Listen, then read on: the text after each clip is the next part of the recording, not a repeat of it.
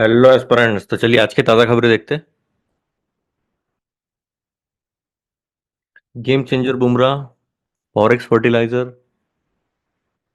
ठीक है, ये देखना पड़ेगा। Playing with spectres on illegal immigration, there must be credible data, robust verification process, not loose political rhetoric. ठीक है, ये भी देखेंगे। इलीगल इमिग्रेशन भी इंपॉर्टेंट है। Win win for environment, shift to electric vehicles in Delhi will reduce pollution and health care cost. Delhi का है वैसे स्पेशली, पर फिर भी हम देखेंगे, कुछ ना कुछ तो मिल ही जाएगा। Coffee drinkers once looked down as a Western, why is Indian coffee is having its moment in the global spotlight? Wake up and smell the Robusta। ठीक है। अरेबिका रोबस्टा जो है वो सबसे हमारी इधर की बेहतरीन कॉफ़ी है।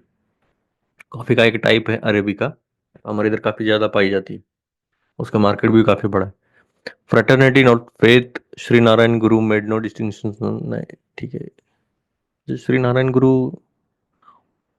ये तो इनका है, मूवमेंट है नहीं कि श्री नारायण गुरु टेम्पल एंट्री मूवमेंट थे I guess. Historical point of view, he cannot be called an exponent or proponent of Sanatan Dharma, ऐसा नहीं बोल सकते। ये थोड़ा पॉलिटिकल लेके जाने वाले। Year of the economy, in the new year India should look past domestic disputes and focus on stability and social harmony. Ram Rajya Ram Madhav, BJP lead, नहीं छोड़ दीजिए ये। Quite feminist and as economist and PM Manmohan Singh help empower women. How to tranquillise and capture tiger in the wild, नहीं। Tsangpo dam India options, अभी देखो Tsangpo dam कहाँ पर है। सैंगपो रिवर है ये देखो, ये सियांग है, ये ग्रेट यू बेंड है, ये सैंगपो रिवर है, या बेंटेक्शल बेंड है ये पूरा, और ये टर्न होके इधर से आ रही है अंदर अरुणाचल प्रदेश में। यहाँ से लेके फिर ये ब्रह्मपुत्रा में एंटर होती है। सियांग रिवर देख सकते हो, बेंटेक्शल बेंड अंदर से आ रही है। Loneliness hits health through effect on protein levels. देखिए प्रोटीन इंटेक काफी अच्छा रखिए, ठंड है, पच जाएगा, डोंट वरी। चलिए,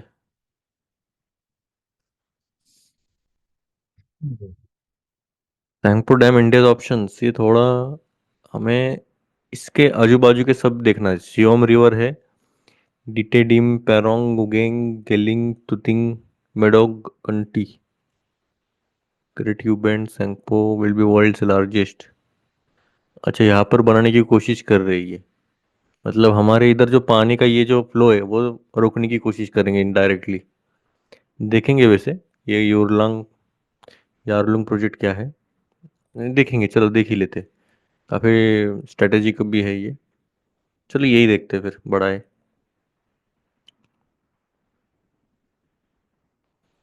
चाइना बहुत डेंजर है, स्ट्रेटेजिकली पूरा खेलने की कोशिश कर रहा है ये।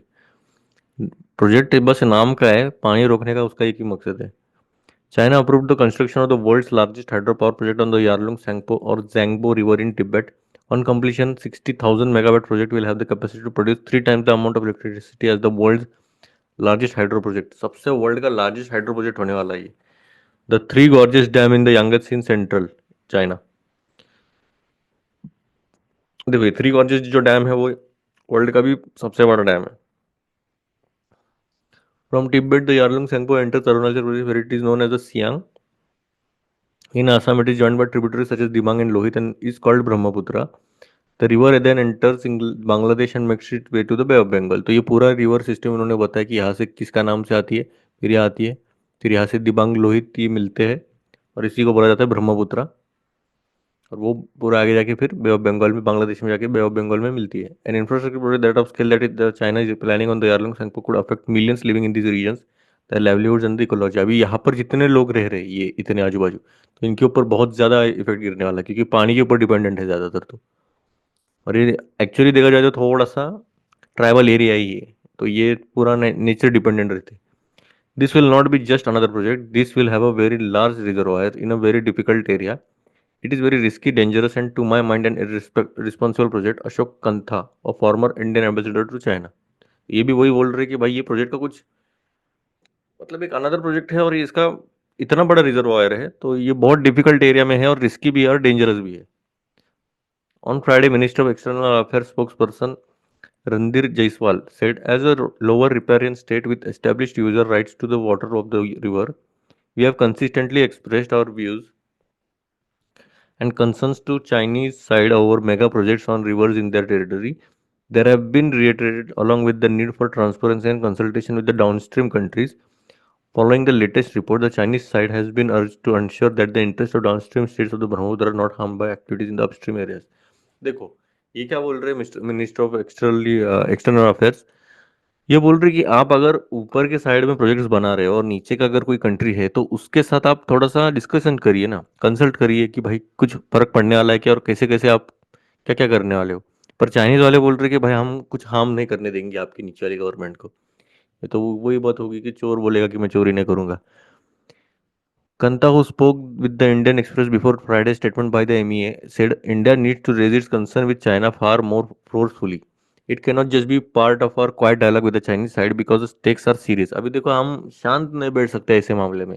अगर हम इधर शांत बैठे तो फिर ये पूरा आराम से करके बढ़ जाएगा पूरा प्रोजेक्ट लेके। अभी प्रोजेक्ट का नाम क्या है, तो यारलुंग सांगपो प्रोजेक्ट है। इतना आ सकता है कि ये जो यारलुंग सांगपो प्रोजेक्ट है, ये कौन सी नदी पर है और ये कौन कर रहा है, ऐसे भी आ सकता है। सिंपल से आ सकता है या फिर और कॉम्प्लेक्स आ सकता है कि इसकी ट्रिब्यूटरीज कौन से आते हैं। Pai Nityanandam, Professor and Head of Geospatial Research Program at Takshashila Institution in Bangalore, said the location of dam is mentioned in China's 14th five-year plan at the Great Bend, where the Yarlung Sangpo makes a U-turn in Medog County before entering. ठीक है। Recent developments, including the allocation of funds and development of smaller dams, include the river channel, and changes in land use in upstream areas, indicate the project is an advanced planning stage and visible construction progress is likely to follow soon. अब ये बोल रहे कि सीधा अभी project start ही करने वाले हैं। और इनका एक्चुअली देखा जाए तो एग्जीक्यूशन हमारी तरह नहीं रहता है, 10-15 साल लगाते, ये फटाफट कर देते। अब ये डैम को हार्डली तो एक 25 साल में कर देंगे, इतना बड़ा हाई स्केल प्रोजेक्ट है तो। Why does China want this mega project, अभी ये क्यों कर रहे हैं, इनका इंटेंशन देखते हैं अभी। China has said the dam will help it move away from conventional energy sources and achieve net carbon neutrality by 2060। ये कार्बन न्यूट्रलिटी का मतलब शील्ड बना रहे कि भाई हमें देखो कार्बन न्यूट्रलिटी चाहिए। कार्बन न्यूट्रलिटी मतलब क्या, जितना कार्बन एमिट कर रहे हो उतना कार्बन एब्जॉर्ब होना चाहिए, तो ये जीरो होगा, नेट जीरो होगा ना, तो इसलिए कार्बन न्यूट्रल हो गया।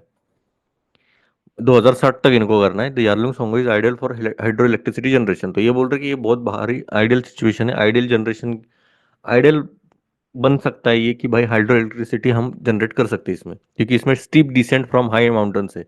देखो माउंटेन का अगर रहा ना, मतलब माउंटेनियस एरिया में अगर आप डैम बांध रहे हो ना, तो काफ़ी हद तक सही भी रहता है। जोग्राफिकल पॉइंट ऑफ व्यू से बोल रहा हूँ मैं, क्योंकि जितना पानी ऊपर से नीचे आएगा तो उतने जल्दी टर्बाइन भी घूमेंगे। रिमार्केबल फ्लो रेट भी रहता है, वही है, फ्लो रेट अच्छा रहता है इसमें, फ्लो अच्छा आएगा। अगर थोड़ा सा वैसे हाइट वे तो कोई बनाता ही नहीं, मतलब नीचे के हाइट वे कोई नहीं बनाएगा plain areas में। Some recent additions to China's network of tens of thousands of dams are staggering in scale. The immense weight of the volume of water stored in the Three Gorges Dam Reserve is suspected to have caused blips in gravity anomaly maps। देखो three gorges dam आप देख ही लेंगे हम। रुको एक second, आपको दिखा देता, आपने देखा रहेगा वैसे। ये देखो थ्री गॉर्जेस डैम, ये काफी बड़ा डैम है। इसकी वजह से क्या हो रहा है पता है क्या, ये इतना पानी स्टोर करके रख रहा है, सीधा भूकंप आने के चांसेस हो रहे हैं इसके। क्योंकि ये जो है, ये जो डैम दिख रहा है आपको, इतना पानी रोक रहा है कि वो जो वेट है वो पानी का, वो हमारे प्लेट पर इतना जोर से आ रहा है कि वो प्लेट खिसकने लग गई है। तो इतना बड़ा डैम है, ये देख सकते हो, ये पूरा काफी बड़ा है। ये इधर ऊपर से एरियल व्यू लिया है, पर ये काफी बहुत बड़ा है ये, ऐसे दिखने में नहीं आएगा। Doctor Neethanandan said water release from the dam has had severe environmental impacts. The scientific community believes the massive storage of water can create earthquakes. जैसे मैंने बताया कि अर्थक्वेक्स आने के बहुत ज़्यादा चांसेस है, क्योंकि आप इतने लार्ज स्केल में आप स्टोरेज कर रहे हो वाटर का। And more then all displaced more than 1 million people, 10 lakh से भी ज़्यादा लोगों को डिस्प्लेस करना पड़ेगा, क्योंकि रिवर मॉर्फोलॉजी पूरी चेंज हो जाएगी। अभी स्पेसिफिक कंसर्न्स क्या है इंडिया के, डैम और dams could impact the flow of water from China to India। पहला तो वही है कि भाई जो फ्लो है वो ठीक से नहीं आएगा। The river lower repairing in state Kanta said the bulk of the water in Brahmaputra system comes from Tibet. तो ज़्यादातर तो जो पानी है वो तिब्बत से आता है, तो ब्रह्मपुत्र पर भी इफेक्ट पड़ेगा। Going by the experience of other large dams, they always lead to other negative consequences. The flow of silt, crucial for agriculture, can get interrupted and changes in river flow can impact the local biodiversity. अभी देखो आपने geography में थोड़ा बहुत तो idea रहेगा कि जो नदी है उसके साथ जो सिल्ट लेके आती है, थोड़े थोड़े छोटे छोटे कंकड़ लेके आती है, या फिर एक सॉइल लेके आती है पेरेंट रॉक से घिस घिस के। तो अगर आपने उधर रोक लगा दी तो वो जो सिल्ट और ये है वो इधर ही रुक जाएगा और वो आगे फ्लो नहीं होगा। और उसके वजह से जो आगे की जो लोग एग्रीकल्चर डिपेंडेंट है जिस पर ये रिवर्स है, तो वो भी डिफिकल्ट हो जाएगी। This region is among world's most ecologically fragile and earthquake prone. अभी देखो ये एरिया क्यों अर्थक्वेक प्रोन है, देखो इधर हिमालयज आते हैं और उसमें आप हिमालयज में ऑलमोस्ट आप डैम बनाने की सोच रहे हो। तो अभी क्या कर रहे हैं ये चाइना वाले, मतलब तकलीफ देनी है तो कैसे देना है चाइना से सीखें। Kanta recalled that a landslide in 2004 had created a glacial Perichu Lake in the Tibetan Himalayas near Himachal Pradesh. तो ठीक है, एक लैंडस्लाइड हुआ था 2004 में हिमाचल में, तो उसके चलते, और ये सबसे इकोलॉजिकली फ्रेजाइल है, मतलब क्या बहुत नाजुक इकोसिस्टम है ये। और इधर अर्थक्वेक भी बहुत ज्यादा आते रहते हैं और उसमें तुम डैम बना रहे हो, मतलब हो गया, काम ही हो गया फिर। After the Chinese alerted India, the level of the lake was monitored daily. The lake burst in June 2005 and sent a large volume of water down the Salaj, but timely coordination planning helped limit the damage. Even if there is no mafia malafide involved, such incidents become very serious. In the Sangpo case, you are talking about a large dam in an earthquake-prone area. Chinese scholars have also raised this concern extensively, such as in the case of Three Gorges. देखो Chinese scholars वाले भी बोल रहे हैं कि भाई इधर बनाना ठीक नहीं है, अर्थक्वेक प्रोन एरिया है, अगर ये फट गया तो आपको तो नुकसान नहीं होगा, जो नीचे वाले कंट्रीज है उनका नुकसान होगा ना। आपको क्या फर्क पड़ रहा है? फिर आप वो डिजास्टर का नाम दे देंगे। To prevent disasters, coordination and exchange information between countries is essential. China doesn't feel the need to cooperate more closely with lower riparians. In the Mekong River Basin, China has constructed 12 large dams with negative consequences for downstream. अभी China ने क्या किया पता है? Mekong river भी वहां से नीचे से जाती है इधर, ये सबसे म्यांमार से जाती है क्या मेकोंग? मेकोंग देखना पड़ेगा कहाँ से जाती है। तो वहां पर उन्होंने 12 डैम्स बनाए हैं। तो उसके वजह से जो कंट्री की जो नीचे की जो डाउनस्ट्रीम कंट्रीज है तो वो तो उनका हाल क्या है पता नहीं अभी। What coordination mechanism do India and China have on transboundary rivers? अभी क्या क्या कोऑर्डिनेशन करते देखते हैं हम। There is an umbrella memorandum of understanding on cooperation on transfer boundaries and two separate MOUs on the Brahmaputra and Satluj. The need for Satluj MOU was felt after the Parachu incident. However, China did not agree to round the year provision of data, and the MOU is currently pending renewal. The Brahmaputra MOU renewable every 5 years lapsed in 2023. अभी हम ब्रह्मपुत्र के ऊपर भी memorandum of understanding कर रहे थे कि भाई आपको कोऑपरेट करना, ये बाउंड्री है हमारी, यहाँ यहाँ कुछ नहीं होना चाहिए, पर अभी 2023 में बंद कर दिया इन्होंने। The renewal process on going through diplomatic channels, the जल शक्ति ministry says on its website. तो अभी डिप्लोमेटिक चैनल से हम बातचीत कर रहे हैं कि भाई ऐसा मत करो। The umbrella MOU was signed in 2013 and has no expiry date, but at present there is no activity being undertaken under this MOU, says the ministry website. An expert level mechanism set up in 2006 provided for annual meetings between the two sides, but the process has been interruptions. कोशिश कर रहे हैं ये, पर ऐसा सच कुछ ऐसा निकल के नहीं आ रहा इसमें। चाइना बहुत ढीठ है। Within these limited avenues of cooperation, the 1997 United Nations Convention on the Law of the Non-Navigational Uses of International Water Courses can play a role. अब इसमें यूनाइटेड नेशंस की हेल्प ले सकते हैं हम कि आप जो इंटरनेशनल वाटर कोर्सेज है मतलब नेविगेशन नहीं, उधर से अभी ये शिप्स वगैरह नहीं आ सकते, तो उसमें ये थोड़ा सा इसका हम फायदा उठा सकते हैं ना। इधर India nor China is a signatory, अभी दोनों भी इधर साइन नहीं किया, ये भी होशियार है, हम क्यों साइन करेंगे, है ना। तो वो बिंदास करेंगे, but we avoid wide features including the equitable and reasonable utilisation of water. तो ये बोल रहे कि भाई हम अच्छे से यूटिलाइज करेंगे, रीजनेबल यूज करेंगे वाटर का, करें। Under the convention framework the upper riparian does not have a free run and one countries action cannot significantly harm another. अभी वही बोल रहे कि भाई हम जो लेने वाले हो एक्शन, तो उससे दूसरे कंट्री को हार्म नहीं पहुंचेगा। तो cooperation on data sharing has largely held bearing during the 2017 Doklam crisis after 2020 Ladakh stand. ये कुछ ना कुछ तो करते ही रहता है। अभी 2017 में डोकलाम के ऊपर बहुत ज़्यादा आगे आगे करने लग गया, वो हो गया। फिर 2020 में लद्दाख के इधर भी वो वैसे ही करने लग गए, अभी इधर चल रहा है इनका। तब सभी फ्रंट्स पे देखो कितना काउंटर करना पड़ रहा है हमें। इसलिए नेबर अच्छे चूज करो। अभी नेबर आपके हाथ में तो नहीं रहते, हमने बाय डिफॉल्ट है, पर अच्छे रिलेशन बना के रखो नेबर, अभी जो भी रहेंगे आपके। क्योंकि इन इन फ्यूचर अगर कुछ ना हो, मतलब कुछ अनफॉर्चुनेट इंसिडेंट ना हो, तो आपको नेबर की हेल्प लगेगी। So what options does India have? अभी क्या कर सकते हैं हम? The larger problem is that understanding between countries very limited and narrow in scope. तो ऑब्वियस सी बात है, अब जितना अंडरस्टैंडिंग की बात कर रहे हो कंट्रीज की, तो उतना तो मेरे को नहीं लग रहा इतना स्कोप है इसमें, ऐसे कंता बोल रहे। The Chinese are unwilling to discuss any agreement which should involve major commitments on their part. Chinese वाले मान ही नहीं रहे भाई। Whenever India has raised concerns about such projects, the standard Chinese response has been these are primarily run of the river projects, meaning they did not involve major impounding of water. He said that India must challenge Chinese statements such as the recent completely wrong claim by the Foreign Office spokesperson Sangpo Mega Dam would not have negative impacts downstream. We need to say that publicly. It will become a fait accompli and a huge problem for India down the road. India needs to have an honest dialogue and essentially dissuade them from taking up a project of this magnitude. तो India को बहुत strong stand लेना पड़ेगा अभी कि भाई ये ऐसा प्रोजेक्ट्स मत कीजिए, नहीं तो क्या भी अभी क्या कर सकते हैं अभी इसमें।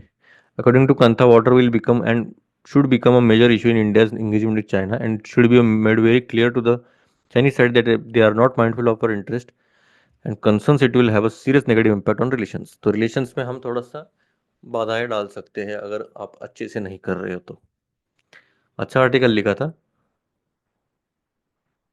चलिए, ये पहली बार मुझे आईआर का अच्छा आर्टिकल लगा है। चलिए एनवायरनमेंट ही देखते हैं फिर अभी।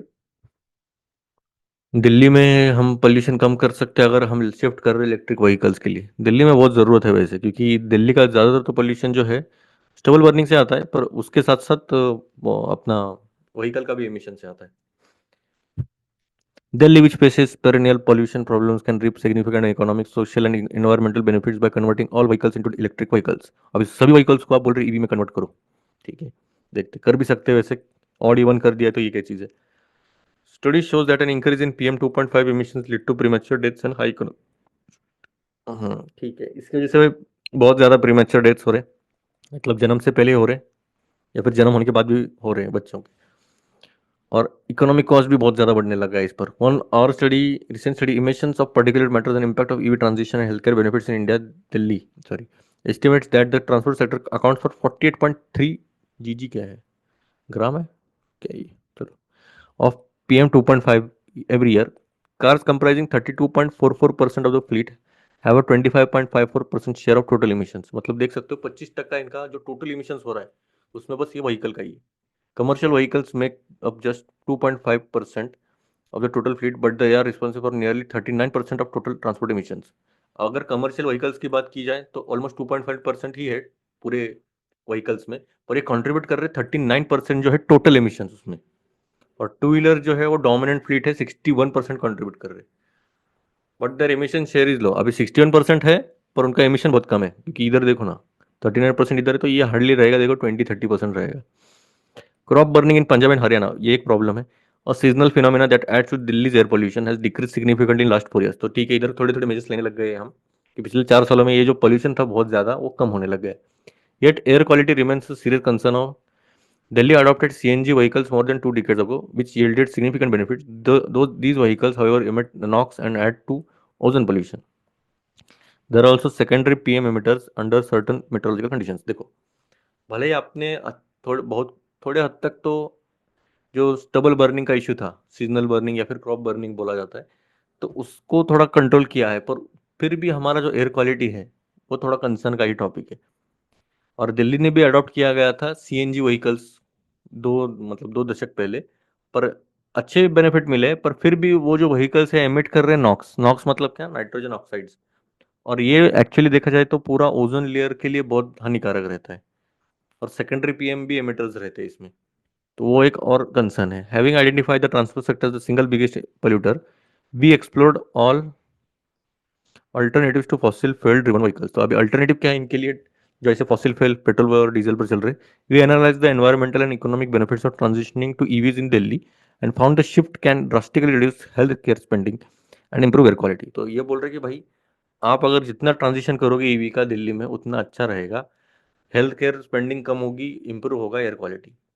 Based on calculations of vehicular emissions in 2023, we investigated all potential interventions to assess the impact of EV adoption, including converting all cars to EVs, all LCVs and buses to this cleaner mode of power, and shifting all vehicles in Delhi to EVs. मतलब ये बोल रहे कि सभी light combat vehicles, buses, electric vehicles इसमें adopt करनी चाहिए. जो कार्स ओल्डर है 15 साल से भी ज़्यादा है वो ईवी में नियरली 9% रिडक्शन हो सकता है PM 2.5 के कॉन्सेंट्रेशन में, और 6% सेविंग पर कैपिटल हेल्थ केयर कॉस्ट. मतलब इतना परसेंटेज कम होगा और ये सेव भी करेंगे हम. Achieving complete EV adoption, Delhi can reduce it's PM 2.5 concentration bye nearly 40%. अगर हम पूरी तरह से कर दिया ईवी अडॉप्शन तो जो PM 2.5 है वो बहुत सबसे डेंजरस रहता है वैसे, क्योंकि ये फिल्टर की वजह से भी नहीं जाता, वो सीधा बहुत 2.5 माइक्रोग्राम रहता है, माइक्रोमीटर रहता है. तो समझ सकते हो. Mortality related cost will fall by 25.7% reduction. There will be 22.5% decrease in economic cost impose by pollution related disease and more than 25% fall in per capital health care cost. मतलब सभी तरफ से अच्छा ही अच्छा है. हेल्थ केयर कॉस्ट कम होगा, pollution related disease भी कम होगी, और जो इकोनॉमिक कॉस्ट लग रहा है उसका भी परसेंटेज कम होने वाला है. और estimation of monetary losses factors in the relationship between emissions, concentration of pollutants and health impacts to quantify the benefits of transitioning to EVs. देखो ये सब इंटरकनेक्टेड है.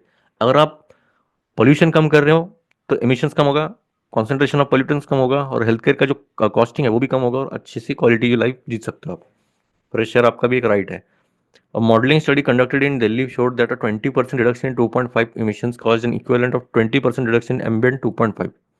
Our study shows that a complete transition to EVs in Delhi can lead to savings of rupees 11,000 crore. मतलब 11,000 करोड़ बचा सकते हो अगर EVs में कर दिया तो. Delhi introduced an EV policy in 2020, which was extended to 2025 last year. The Delhi government offers subsidies of up to rupees 30,000 for two-wheelers and 1.5 lakh for electric cars based on battery capacity. The policy also envisages installing 25 new charging stations across the city. तो 25 station भी देखो, charging का भी problem आता है, इसलिए charging station important है, और ये सब्सिडीज भी दे रही है. मतलब गवर्नमेंट कुछ ना कुछ तो कर ही रही है इसमें. However, there are serious challenges in a complete transition to EVs. The cost of EVs vehicles are high, charging stations are very few, charging speed is low, lithium ion and other chemicals have to be imported, and there are concerns about environmental impact of battery production. Consumer awareness is also low. अभी problems क्या है? अभी ये सब बोल रहे सब फलाना ढिमका अच्छा है. सबसे मेन बात क्या है पता है? ईवी की कॉस्ट बहुत ज्यादा रहती.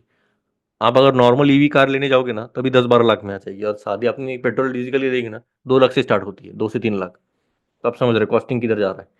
प्लस आपके पास चार्जिंग स्टेशन भी कम है, करोड़ में गाड़ी है उधर, और आपके पास 25 और 30 बोल रहे हो आप. इतना 25 और 30 और करोड़ की इधर कितने लोग कितना चार्ज करेंगे? घर से करना पड़ेगा. प्लस लिथियम आयन और जो बाकी के केमिकल्स है वो हमें इंपोर्ट करने पड़ रहे. उसके बाद एनवायरमेंटल इम्पैक्ट है. अभी आप बोलोगे कि बैटरी प्रोडक्शन तो अच्छी बात है ना, हम कर रहे हैं, पर जहां पर बैटरी प्रोडक्शन हो रहा है वहां पर तो ये पोल्यूशन तो होगा ही ना. तो और उसमें मेन बात कंज्यूमर का अवेयरनेस भी नहीं है इतना. अभी हो जाएगा वैसे. A complete transition to EVs will therefore take time. Our studies have shown that there are compelling reasons to make a start in 2025. A shift to EVs can significantly reduce the disability adjusted life years in terms of mortality and morbidity, and lower per capita increase in healthcare spending. The shift will also address climate concerns. It is therefore a win-win proposition for the environment. अभी इनके हिसाब से तो win win position है, पर अभी देखते कितना विन विन है. एज कम्पेयर टू मेरे हिसाब से अगर आप चार्जिंग स्टेशन भी सोलर पावर्ड कर दिए तो और बेनिफिट होगा इसमें एड ऑन. देखते हैं अभी क्या करते हैं. Playing with spectres, illegal immigration next देखेंगे हम. पहले फॉरेक्स और फर्टिलाइजर देखते हैं.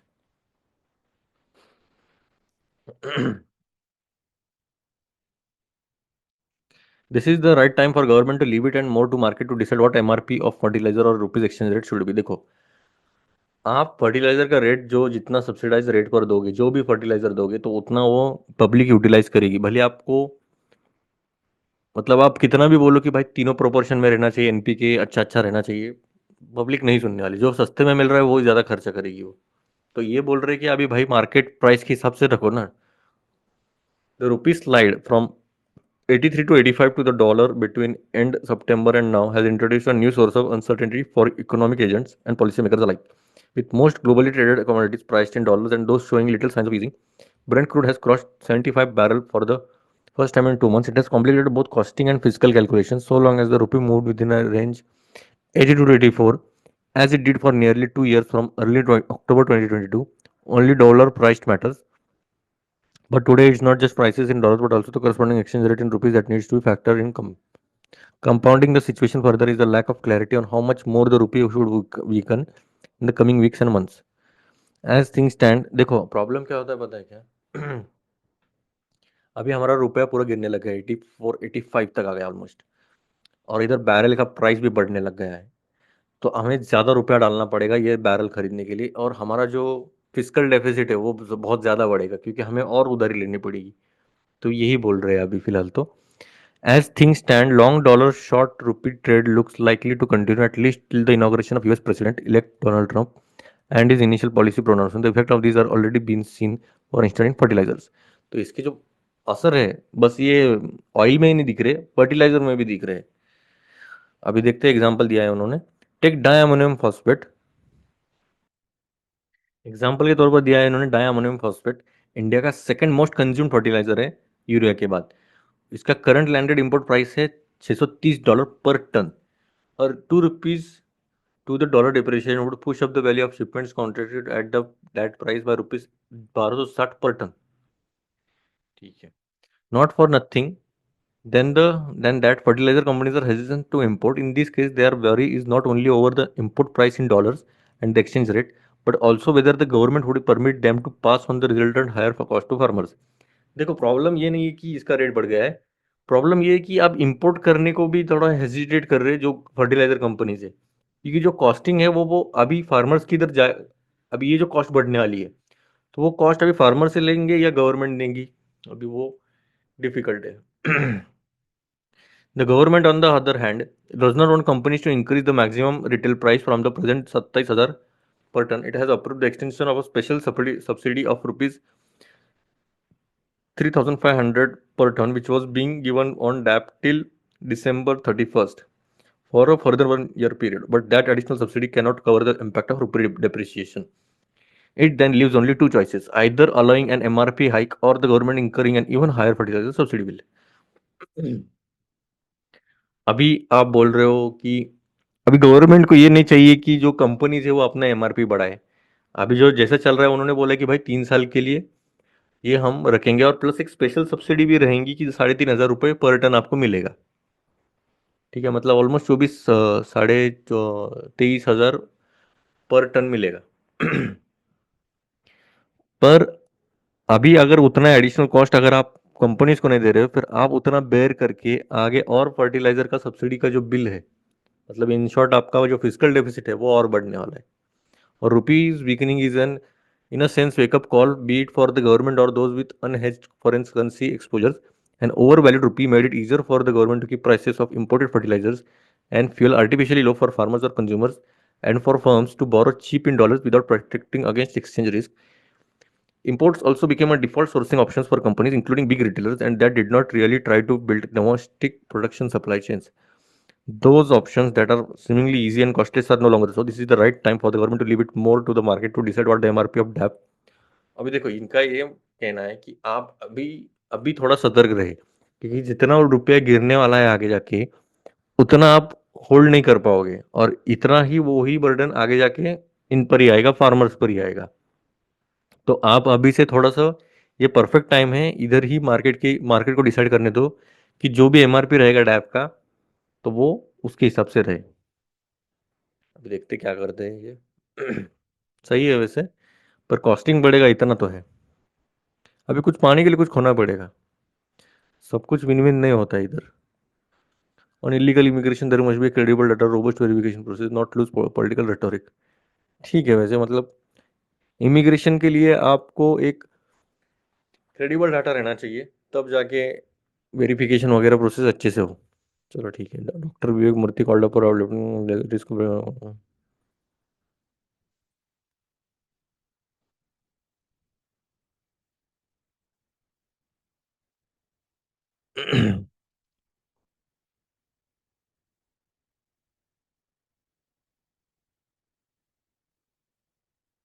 Pair of pants stitched in Surat helped Odisha cops nab murder accused.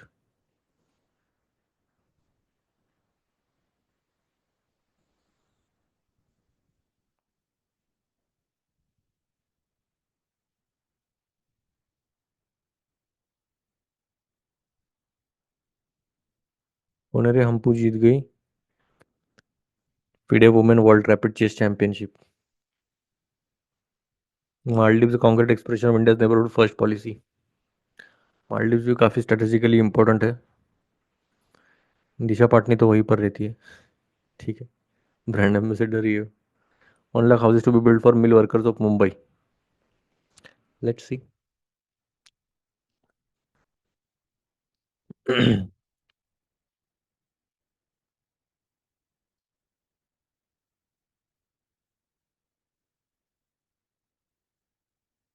Reena Patil journey from a banker to one day police commissioner. Not bad.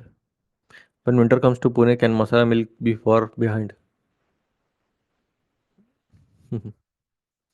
मसाला दूध पिया करिएगा, काफ़ी हेल्दी रहता है, पर ज़्यादा शक्कर ना डालिए। शुगर सबसे बड़ा मेन रीज़न है कैंसर के लिए। इसलिए कभी भी जो भी कैंसर पेशेंट्स उनको पूछिए आप शुगर कितना खाते हो। ज़ीरो। ज़ीरो करना पड़ेगा। रिफाइंड शुगर हो या फिर कुछ भी हो, मीठा ज़्यादा खाना ही नहीं है। इसलिए मैं ज़्यादातर तो जो लोग हैं उनको यही सजेस्ट करते रहता हूँ कि भाई शुगर ना खाइए, ज़्यादा ना खाइए, लिमिटेड में रखिए। चाय तो छोड़ ही दीजिए, भले कितने भी ठंड हो।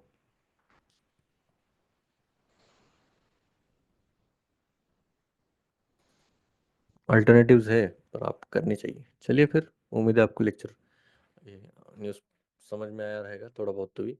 मिलते हैं फिर। जय हिंद।